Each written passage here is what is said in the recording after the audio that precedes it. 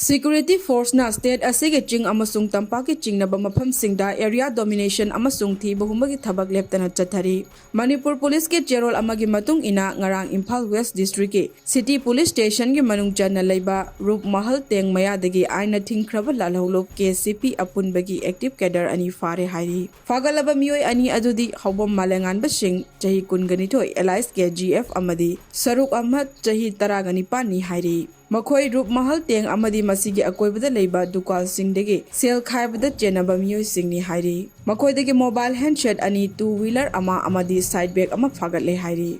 Haukiba Nomaijing Numita Churchanpur District ke Churchanpur Police Station ki manung chana leiba Kwanpuida Thiba Humbagi Thabak Chathabada mioi ama fagat pangamle hairi. Fagatlaba mioi adudi Thangkholal haukip jahi kuntra mangani mahak khulai putok pusin tawbada chenaba mioi ni hairi. Mangondagi call 7.65 mm auto pistol ama 9 mm pistol country made ama 7.65 mm auto pistol ge magazine ani pistol 9 mm country made ge magazine ama 7.65 mm auto pistol ge kapa yariba maru taramatoi 9 mm pistol ge kapa yariba maru manga pistol holster ama two wheelers ama amadi mobile phone ama phagat pangamle hairi. Nomit asimakta da security force na Tengnopal district ki Tengnopal police station ge manung chana leiba border pillar 85 dege Lalhoulup ani gi mioi amamam phare hairi. Makhoi dagi Myanmar gi sel su phagat pangamle hairi.